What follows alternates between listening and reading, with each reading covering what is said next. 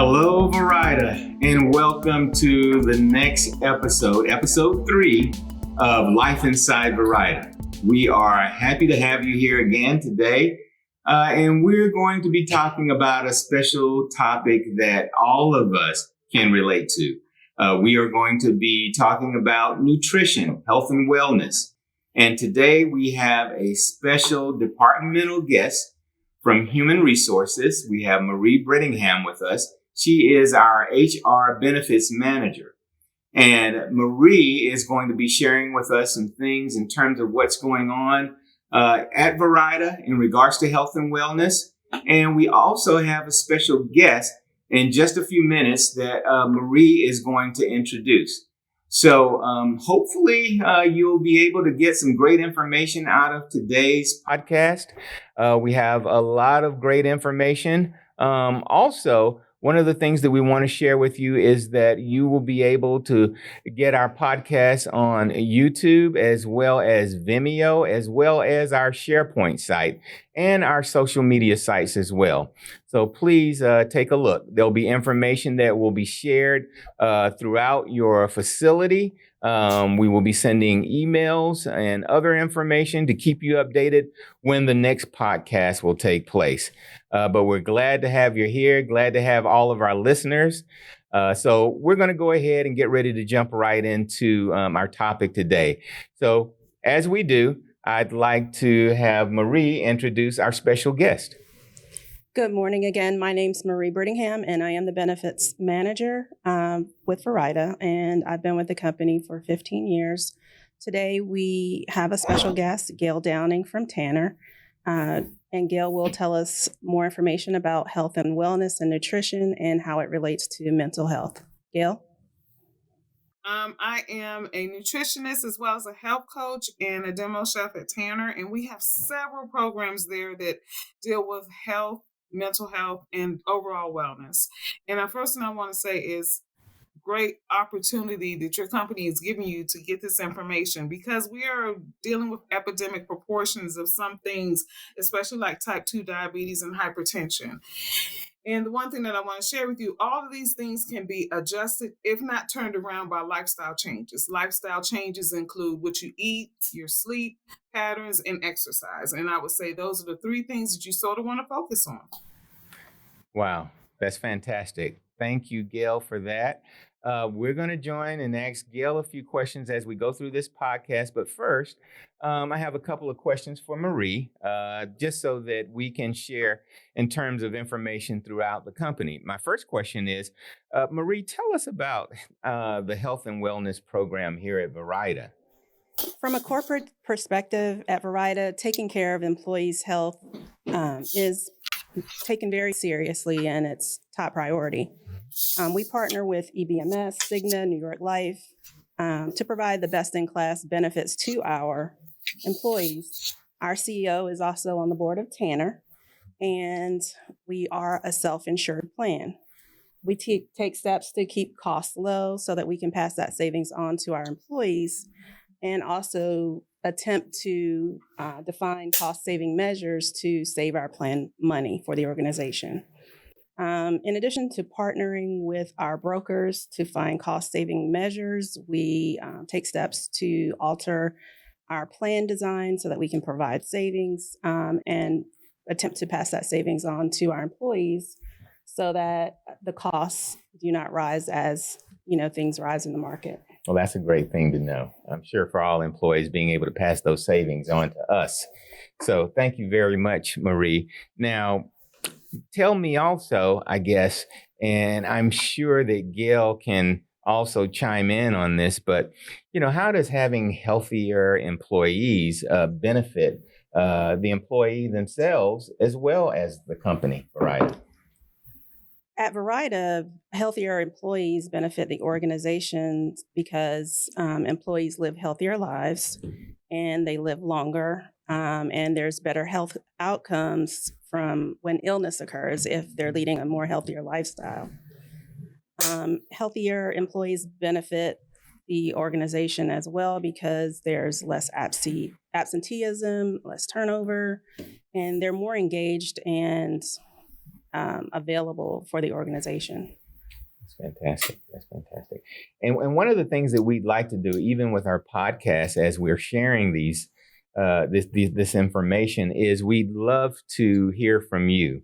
So if you have a testimonial, a story that you'd like to share, just about how nutrition has affected you. Maybe you had a health challenge, or maybe you were healthy, but you decided to take it to the next level. We'd love to hear from you and share your stories as well. So with that in mind, let's talk a little bit about maybe some of the issues that are pretty serious in regards to health. The next question is, how does acute illness affect an employee and the company? And are there processes in place to help improve one's health in this area? Definitely. Acute illness affects our organization because it provides higher turnover and higher absenteeism, which again affects the organization and the organization's metrics. Processes that we have in place to combat that is partnering with programs that provide health coaching or health monitoring, and we try to find incentives so that our employees can be more engaged to participate in these programs. Fantastic. Thank you, Marie. Now, Gail, we know, of course, you've just shared with us your position at Tanner Health Medical Center, and we'd like to just maybe ask you several questions that are probably important. I know they're important to our employees. Our first question is, maybe tell us what are some of the health risks people face, and how can better nutrition help them have better health outcomes? Well, first and foremost, one of the biggest challenges is our eating habits that we've developed over the years. Is we're in a fast-paced society, and everything is quick. Unfortunately, with that, we've lost what we have done previously in the past. Back in years and years ago, people ate more vegetables, they ate more fruit, they ate healthier foods. Now everything's fast food, processed foods, and our body really just does not process those things well. So hear me, processed food we do not process. So what you want to do is, start looking at how you eat healthier. And then the healthier people eat, the more water they drink, the more exercise, the more time they take care of themselves. It provides an employee that's healthier, their mind is clearer, they don't have as many illnesses. They don't catch colds as easily. They don't catch COVID. If they do, they bounce off it a lot faster. We have less cases of type 2 diabetes, as well as hypertension, as well as so many other things that are really directly linked to the way that we eat and the way that we live. Oh, yeah, that's very interesting. And I know, of course, even myself, I've had a challenge with my nutrition, as you say, when you're so busy and you think that you have to stop maybe through a drive-through, grab something to eat and keep going. Yes. But we have to be cognizant of our body, and we have to make sure that we eat well. And like you said, vegetables, of course, is an important part of that. And one of the other things that you mentioned was just that combination. It's nutrition, but it's nutrition combined with exercise and other health practices that help make you healthier. So that's super important. Thank you. Now, Gail, we also want to ask you, what are some of the common health challenges that you face or that you see facing many individuals when it comes to nutrition? I know we've talked about diabetes, high cholesterol, I assume. What are some other challenges that you see? Well, 1 in 2 adults have hypertension. 1 in 3 have the potential to have type 2 diabetes. In addition to that, high cholesterol. So how can we combat those things? And again, it gets back to diet. So cholesterol really comes from fat, unhealthy fats. And so this is sort of an easy way for, if you're battling high cholesterol, the one thing I say, try not to eat foods that when they turn cold, the fat turns white. So just think about that. So when it turns cold, if the fat turns white, that's going to be a food that's really high in cholesterol. So we want to stay away from the like ground beef and any kind of meats that have a whole lot of fat on. Take the skin off of your chicken. Those simple little things you can turn around. Stop frying everything. Use your air fryer. A lot of people have air fryers that are still in boxes. Those things will combat that part. With hypertension, it's all about fat, salts, fats and salts. Limit the amount of salt you eat, limit the amount of fat that you eat, and that's one way that you can bring your hypertension down. And with type 2 diabetes, we Google everything. I want everybody who listens to this podcast to Google non-starchy vegetables. Okay. Non-starchy vegetables. Okay. If you put half of the non-starchy vegetables on your plate every time you eat, you will start to bring down your A1C and your blood sugar. People think sugar is, I don't eat a whole lot of sweets. You don't have to eat a whole lot of sweets. If you eat pineapple, watermelon, grapes, and don't ever eat a vegetable, you can develop type 2 diabetes. Wow. Basically, it's just your body gets tired of having to process so much glucose in your bloodstream. And that's what you want to do. And so eating more vegetables, those non-starchy vegetables, you know what they do? They bind up, they fill you up, and it also helps your body process your food slower. And that slows down the way that your body processes sugar, and that helps your pancreas not have to get tired from trying to shovel all that sugar out of there. So it's not just about eating the sugary stuff. It's about anything that's not on that non-starchy vegetable list. Oh, fantastic. And one more tip. Sorry. Sure. With the fruits, we all love fruits. If you peel it, generally it's a sweeter fruit. So like a banana is considered one of the sweetest fruits that we have. Wow. Watermelon, cantaloupe, if you peel it, the berries are very low in sugar. Apples, oranges, the more fiber you have from it, the better. Pineapples, again, very, very, but people know that, it tastes sweet, but it's not just about taste. If you peel it, it's usually a little sweeter. Oh, wow. That's fantastic. Now, and I guess with eating healthier and the vegetables and so forth, helping with hypertension, does it also help you maybe lose a little weight if you're interested in losing weight? It can. Yes, it can. Increasing your non-starchy veg life definitely will help you lose weight. Those you can eat. I mean, most of them have like 20 to 30 calories maximum. When you eat a full or 2 to 3 servings, you can eat a cup and a half of broccoli, and it's no calories. It's what we call free foods. We love the free foods. Oh, that's fantastic. And at Tanner, and I'll be happy to provide you a list of those free foods. I'll send them to you so you can share them in a newsletter. Just increasing the amount of free foods that we eat on our plate. Like I said, half of those plates should be of free foods. 1/4 of your protein and 1/4 of your grains. The other thing is we eat way too much meat. Do you know the average chicken breast weighs about 7 ounces? Wow.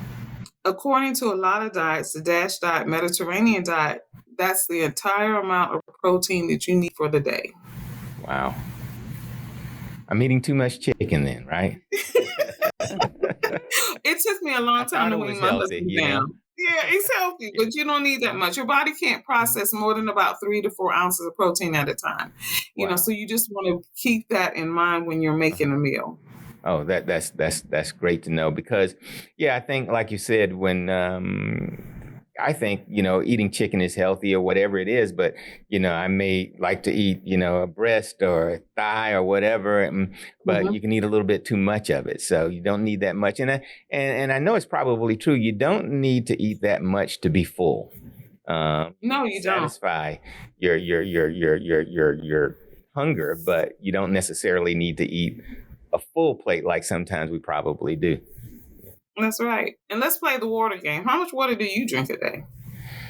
Oh, I would say I probably drink maybe about 3 or 4 16-liter bottles. Okay. Yeah. Same here, about 3 bottles. Oh, okay. So the water game. You need about half your body weight in water per day. Okay.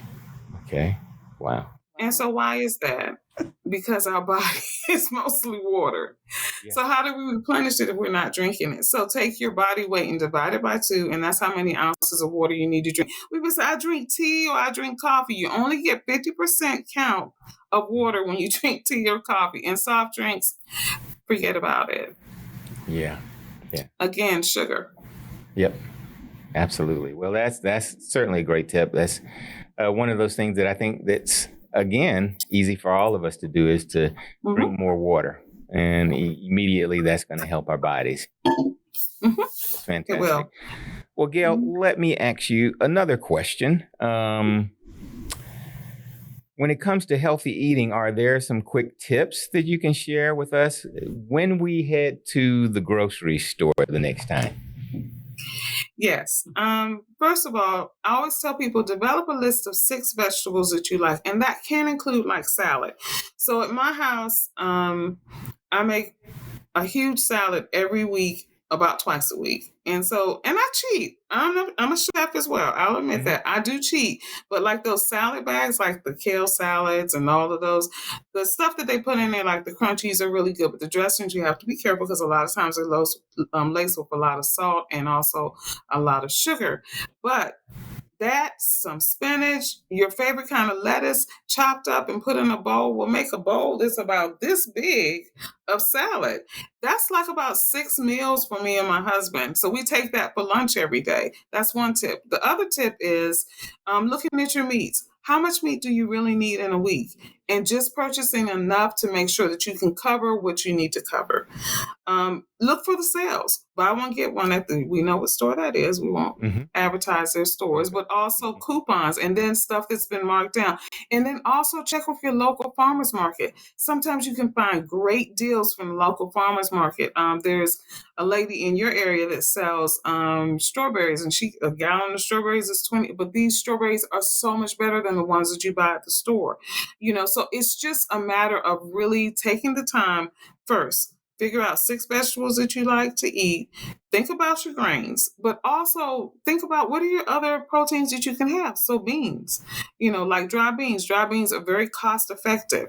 You can eat a half a cup of those is considered a serving, cooked. A half a cup cooked, so looking at your dry beans, I'm adding a dry bean every week to this will cut back on the amount of proteins that you need to buy because meats are very expensive, and then with your grains, what are the healthier grains? So instead of buying white rice, buy brown rice. If you don't like brown rice, okay, then buy the white rice, but when you cook rice, mix it with a mixed vegetable that spreads it out and lessens the amount of carbohydrates and process that you're eating. Fantastic. And buy water. Yeah. Drink water. Do you know how much money you can save not buying soft drinks and other drinks? And then here's the thing, people, and I know a lot of people want to cringe when I say this, but there's never a reason to buy juice. Okay, so juice. And, I go in the grocery store, for example, and I think, again, I'm doing something healthy. Like I'll get, and I won't call the brand name, but it's like a cran pomegranate juice. Tastes good because I like sweets. So I get that juice, but I think it's good. So that's not necessarily good for me either. I need to look at the label, I guess, a little bit more. There you go. Oh, and you just said my other favorite thing, reading the labels. So here's the thing, guys. The only thing on the label that we want to be above 10% is fiber. Okay. Proteins, fats, carbs, sodium. We all want those below 10%. So if it's above 10%, don't buy it. That would be considered a food that we wouldn't want to have in our cabinet. And then also when you're buying your spices and your herbs and that kind of stuff, you want monos. And when I say monos, so like when you buy stuff like Lowry seasoning salt or stuff like that, it has a lot of extra stuff in it that you don't necessarily. So just buy salt, buy lemon pepper that has no salt in it, garlic powder, not garlic salt, onion powder, not onion salt. All of these things can help reduce the amount of sodium that you're putting in your body. Wow. That's excellent. So, Gail, thank you for being here and sharing so much helpful information with us. Now, what we'd really like to do is ask you if you have any resources in regards to nutrition that you can share with Verida employees. Yes. So at Tanner.org, we have a myriad of classes that we offer through the Get Healthy, Live Well platform, which is Tanner's outreach program for health. And there you will find a list of a million classes. I shouldn't say a million, but a lot of classes. We have carb counting 101, nutrition 101, diabetes 101. We also offer DSME, DPP. We have Tai Chi, a lot of different classes. I oversee the FAM program, which is Food as Medicine, and that's a 6-week program for people who have hypertension and a 12-week program for people who have type 2 diabetes that are looking to make lifestyle changes in addition to whatever their doctor has prescribed for them. We also have mindfulness classes that will be coming up. So, just take some time to look at our website. Also, if you're looking to watch your calorie intake, MyFitnessPal is a good resource, as well as there's some keto websites, and there are some that are geared just towards type 2 diabetes. The bottom line is eating healthier, taking care of yourself, drinking more water, me time, getting some outside time. Remember, 30 minutes outside in the sun will help increase your vitamin D, so help you not have to take so much medicine in terms of vitamin D, because everybody's depleted in vitamin D because we're inside all the time.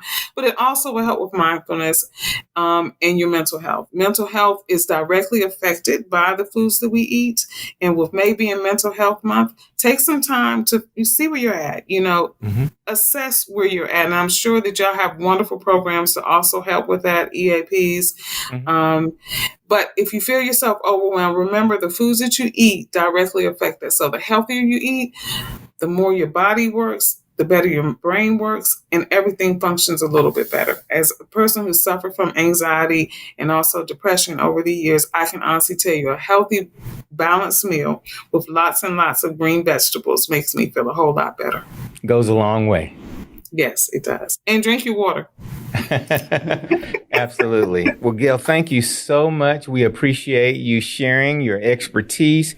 And we hope maybe that we can have you on again in the future and maybe talk about more health-related tips and so forth with our Verida employees.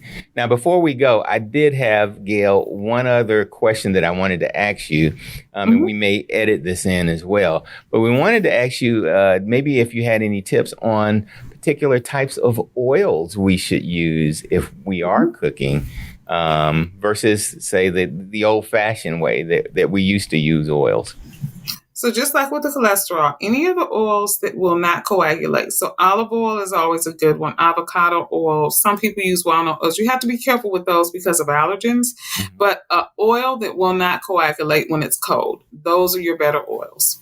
Excellent. Excellent. Thank you so much. Thank you again, and we appreciate it. Marie, thank you again. And we'll do this again on our podcast.